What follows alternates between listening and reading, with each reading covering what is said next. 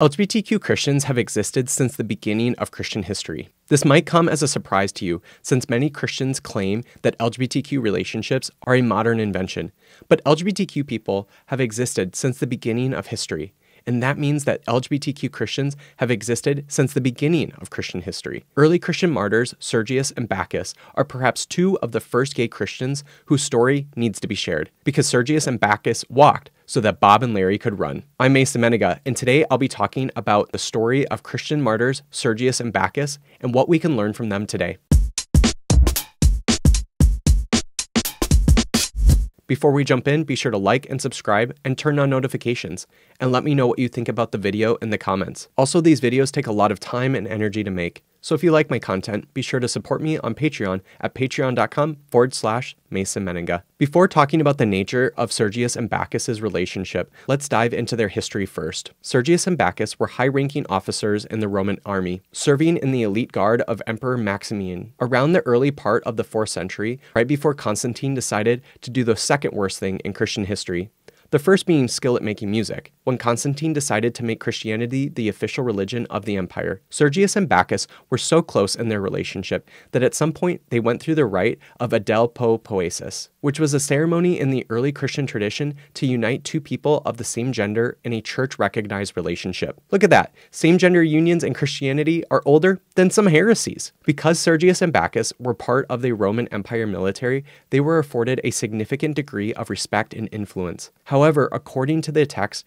Passion of Sergius and Bacchus, they were secretly practicing Christians at a time when Christianity was outlawed in the Roman Empire. Just like when people found out the band Creed were secretly practicing Christians. Because of this, their positions within the military were at risk, as their faith required them to navigate both being loyal to their religion and their imperial duties. Their faith was eventually discovered, leading to their arrest. According to accounts, their adherence to Christianity was brought to light when they refused to offer sacrifices to the Roman gods. This act of defiance was seen as a betrayal of the emperor and the Roman state. They must have watched that Chocolate Bunny episode of VeggieTales. After being exposed as Christians, they were stripped of their military ranks and paraded through the streets in women's clothing, a form of public humiliation intended to disgrace them at the time. Rumor has it they even wore eyeliner like John Cooper from Skillet. Despite this, Sergius and Bacchus remained steadfast in their faith. Eventually, in addition to their torture and humiliation, both Sergius and Bacchus were put to death. Bacchus was first to die due to severe beatings.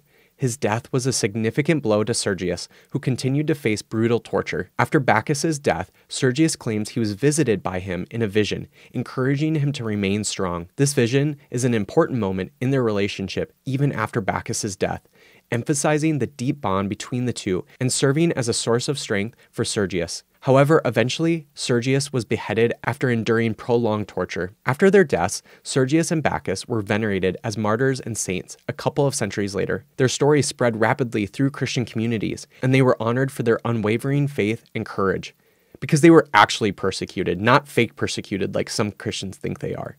Churches and shrines were dedicated to Sergius and Bacchus, particularly in the Eastern Christian world. One of the most notable churches for them is the Church of Saint Sergius and Bacchus in the Egyptian desert, that you can still visit today. Saints in the Christian tradition have a feast day after them, so Sergius and Bacchus' feast day is celebrated on October 7th, and despite being gay icons, mimosas aren't part of the feast. That needs to be changed. Sergius and Bacchus' story has been preserved through various liturgical texts and hagiographies, which is a biography of a saint. Artistic depictions of the two often portray them together, highlighting their intimate bond. These depictions range from medieval manuscripts to modern icons, reflecting their significant place in Christian history. So that is a bit about the history of Sergius and Bacchus, so let's dive into the juicy details of their relationship. The Passion of Sergius and Bacchus, which dives deep into the history of the two and their relationship, describes a deep bond between them. They are referred to as Aristai, a Greek term that can be translated as lovers or beloved companions. The use of Aristai is significant. In classical Greek, it typically means an erotic or romantic relationship. However, it can also mean a deep non-sexual friendship. The ambiguity of the term allows for multiple interpretations. Basically, it was the ancient form of,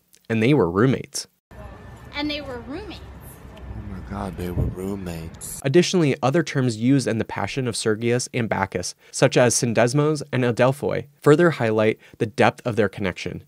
These terms, while not explicitly romantic, suggest a relationship marked by profound emotional and spiritual unity. The story of their martyrdom, with its focus on mutual support and unwavering loyalty in their relationship, highlights the intensity of their relationship. The Greek language of the 3rd century provided a rich vocabulary for expressing various kinds of relationships, much more than we have today in American English, ranging from deep friendship to romantic love. The term Aristide would have carried different connotations depending on the context, and its use in the Passion of Sergius and Bacchus indicates a relationship that was exceptionally close, whether interpreted as romantic or deeply platonic. The text of the Passion of Sergius and Bacchus emphasizes the deep emotional and spiritual connection between the two. When Bacchus died, Sergius grieved profoundly, and Bacchus appeared to him in a vision, urging him to remain steadfast in his faith. This intense relationship, expressed in both life and death, suggests a relationship that went beyond something that was merely platonic. Their relationship was a doodling guitar away from being a Sufjan Stevens song. Some modern scholars and LGBTQ Christians argue that Sergius and Bacchus' relationship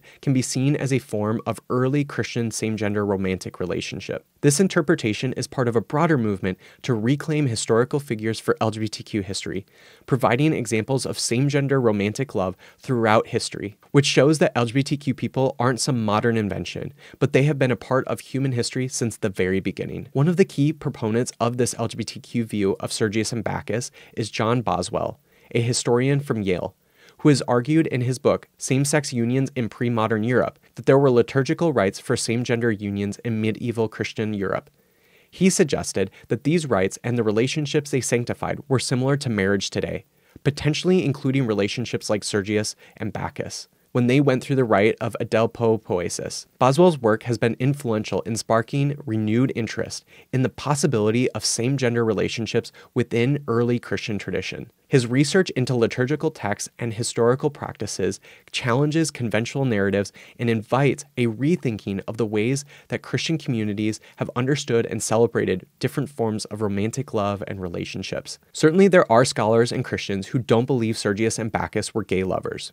Many Christian scholars emphasize their shared faith and mutual support as exemplary of Christian brotherhood, rather than romantic love. However, regardless if you believe Sergius and Bacchus were gay lovers or not, their love can teach us so much about relationships in general. I grew up in a conservative Christian environment where men could only be friends with men, and there were certain expectations about what kind of things platonic male friendship meant for each other. That meant that men shouldn't kiss each other or show much physical affection with each other. And while I grew up in a kind of conservative Christian environment where men could be friends with women, there were many expectations about that kind of relationship that wasn't present in male friendships, despite being platonic regardless, like men not being able to be alone in a room with a woman who isn't his wife. So in the conservative Christian environment I was raised in, people weren't supposed to have too intimate of relationships with people of the same gender as yourself, and you were only to have an intimate relationship with someone of a different gender if it was completely exclusive. Yet regardless if you believe Sergius and Bacchus were gay or not,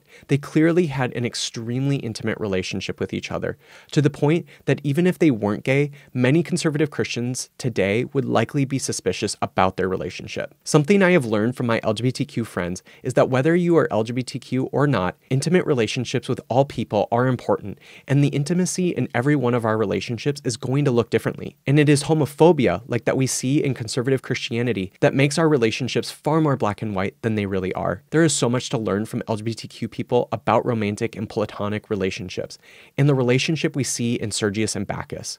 And Bob and Larry, thank you for watching. If you enjoyed this video, be sure to like and subscribe, and also tell me what you thought about it in the comments.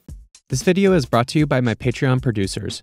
If you'd like to become a Patreon producer, you can find more at patreon.com/Mason Mennenga.